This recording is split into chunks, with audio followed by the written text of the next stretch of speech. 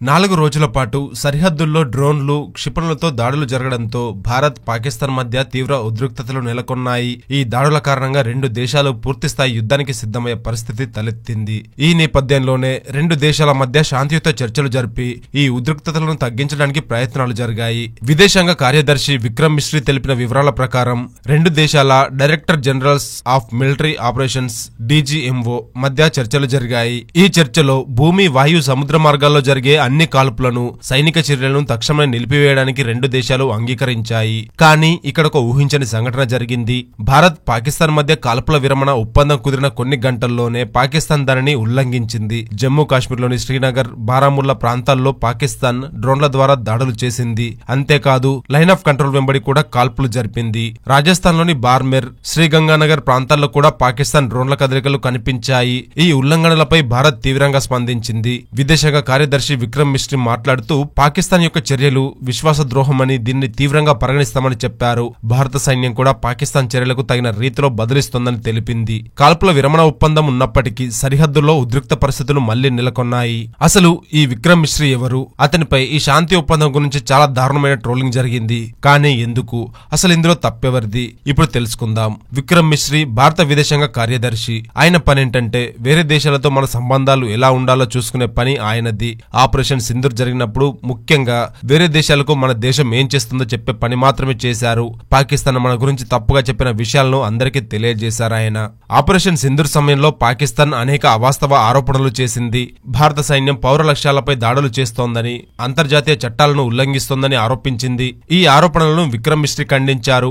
భారత సైన్యం ఉగ్రవాద స్థావరాలపై మాత్రమే దాడులు చేస్తోందని, పౌరులకు హాని కలిగించే ఉద్దేశం లేదని ఆయన స్పష్టం చేశారు. అలాగే పాకిస్తాన్ చేస్తున్న తప్పుడు ప్రచారాన్ని అంతర్జాతీయ సమాజం దృష్టికి తీసుకెళ్లారు.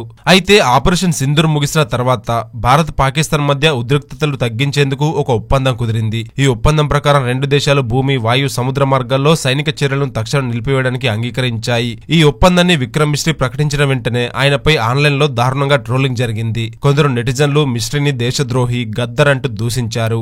ఆయన కుమార్తెల పౌరసత్వాన్ని కూడా ప్రశ్నించారు. ఈ ట్రోలింగ్ కు ప్రధాన కారణం కొంతమంది ఆయన ఒప్పందాన్ని ప్రకటించడాన్ని వ్యతిరేకించడమే. పాకిస్తాన్ తో చర్చలు జరపడం, సైనిక చర్యలను నిలిపివేయడం మన దేశానికి ద్రోహం చేయడమేనని వారు భావించారు. కానీ చాలా మంది పెద్ద ఉద్యోగస్తులు, రాజకీయ నాయకులు మిశ్రీ గారికి మద్దతుగా నిలిచారు. ఆయన ప్రభుత్వ నిర్ణయాలను అమలు చేసే అధికారి మాత్రమేనని ఆయనను దూషించడం సరికాదని వారు స్పష్టం చేశారు. మిశ్రీ నిజాయితీపరుడైన, కష్టపడి పనిచేసే దౌత్యవేత్త అని, ఆయన దేశానికి అవిశ్రాంతంగా సేవ చేస్తున్నారని వారు కొనియాడారు. అయితే ఈ ట్రోలింగ్ వల్ల అఖిలేష్ యాదవ్ కూడా గవర్నమెంట్ ను తప్పుపట్టారు. మిశ్రీ గారు కేవలం చెప్పాల్సిన విషయం మాత్రమే చెప్పారని, ఆయన్ని తిట్టడం సరికాదని అన్నారు. కొంతమంది మిశ్రీ గారిని, ఆయన కుటుంబాన్ని చాలా దారుణంగా తిడుతున్నారు. కానీ బీజేపీ గవర్నమెంట్ మాత్రం సైలెంట్ గా వేడుక చూస్తుంది. మిశ్రీని కాపాడడానికి ఏం మాట్లాడడం లేదని మండిపడ్డారాయన. 4 రోజులు సరిహద్దుల్లో డ్రోన్లు, మిసైల్స్ తో దాడులు జరిగిన తర్వాత ఇండియా, పాకిస్తాన్ కొట్టుకోవడం ఆపేయాలని ఒక మాటకొచ్చాయి. ఈ దాడుల వల్ల రెండు దేశాలు యుద్ధం చేసే పరిస్థితికి వచ్చింది. మిశ్రీ గారు చెప్పిన ప్రకారం రెండు దేశాల పెద్ద సైనికాధికారులు కలిసి మాట్లాడుకొని యుద్ధం ఆపేయాలని ఒప్పుకున్నారు. అంతేకాదు దాని తర్వాత మళ్లీ మే 12న మాట్లాడుకుంటామని చెప్పారు. అమెరికా అధ్యక్షుడు ట్రంప్ కూడా తానే మధ్యలో ఉండి ఈ చర్చ జరిపించినట్టు ఒప్పుకున్నారు. అయితే ఇక్కడ మిశ్రీది ఎలాంటి తప్పు లేదు. మన దేశంలో ఏం జరుగుతుందో చెప్పే ప్రయత్నం చేసినందుకే అతన్ని ట్రోల్ చేయడం మొదలు పెట్టారు. ఇది కూడా మన చుట్టూ ఉండే మన భారతీయులే.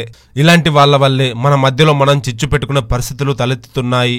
కాబట్టి పూర్తి సమాచారం తెలియకుండా ఏది తోచితే అది ప్రచారం చేయకండి. యుద్ధం అంటే మొబైల్ పట్టుకుని 2 థంబ్స్ తో ఇష్టం వచ్చినట్టు టైప్ చేయడం మాత్రం కాదు. ఇలాంటి సమయంలోనే మనం ఐక్యంగా ఉండాలి. మన ఐక్యతే మన దేశానికి బలంగా కనిపిస్తుంది. మరి మీరు ఆపరేషన్ సింధూర్ ఇంకా కొనసాగాలనుకుంటున్నారా? పాకిస్తాన్ కి ఈ డోస్ సరిపోద్దనుకుంటున్నారా? లేక పాక్ ని నామరూపాలు లేకుండా చేసేయాలనుకుంటున్నారా? మీ అభిప్రాయం ఏంటో కామెంట్ లో తప్పకుండా తెలియజేయండి. ఆపరేషన్ సింధూర్ పై ఎప్పటికప్పుడు అప్డేట్స్ కావాలనుకుంటే ఛానల్ ని వెంటనే సబ్స్క్రైబ్ చేసుకుని పక్కనే ఉన్న బెల్ ఐకాన్ కొట్టేసి నోటిఫికేషన్స్ ఆన్ లో పెట్టుకోండి. జై భారత్, జై హింద్.